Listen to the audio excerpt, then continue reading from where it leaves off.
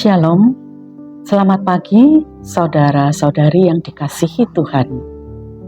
Di awal pekan ini, mari kita mencari pencerahan dengan belajar dari Injil Yohanes, bab 15 ayat 26 dan bab 16 ayat 4a. Dalam amanat perpisahannya, Yesus berkata kepada murid-muridnya, "Jikalau penghibur yang akan kuutus dari Bapa datang, yaitu Roh kebenaran yang keluar dari Bapa, ia akan bersaksi tentang aku. Tetapi kamu juga harus bersaksi, karena kamu dari semula bersama-sama dengan aku. Semuanya ini kukatakan kepadamu, supaya kamu jangan kecewa dan menolak aku. Kamu akan dikucilkan, bahkan akan datang saatnya setiap orang yang membunuh kamu akan menyangka bahwa ia berbuat bakti bagi Allah. Mereka akan berbuat demikian karena mereka tidak mengenal baik Bapa maupun aku. Tetapi semuanya ini kukatakan kepadamu, supaya apabila datang saatnya, kamu ingat bahwa aku telah mengatakannya kepadamu." Demikianlah Injil Tuhan, terpujilah Kristus.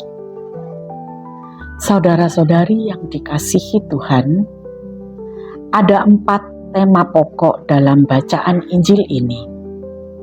Yang pertama, datangnya Roh Kudus.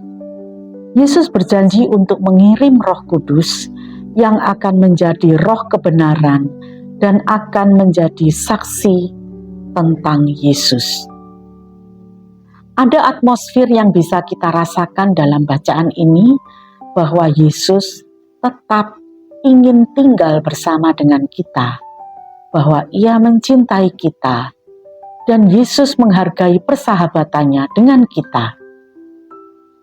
Maka doa kita adalah undangan kepada Tuhan agar Tuhan tetap tinggal di dalam diri kita. Sebelum kita melakukan aktivitas sehari-hari, kita berdoa karena Tuhan itu ada, terlebih Tuhan mencintai kita. Tema yang kedua adalah para murid dipanggil untuk menjadi saksi tentang Yesus karena mereka telah ada bersama-sama Yesus sejak awal mulanya. Tema ketiga adalah Tuhan Yesus tidak meminta harta kekayaan kita.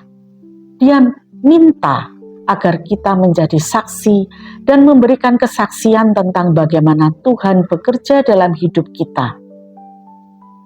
Dengan bantuan Roh Kudus, para murid harus siap menjadi saksi akan kebangkitan Yesus. Roh Kudus itulah yang memampukan dan memberi kekuatan kepada para murid, termasuk kita, supaya tidak ragu dalam melangkah. Bersaksi berarti menyatakan dalam hidup kita bahwa kita memiliki keyakinan dan iman akan Yesus yang mulia.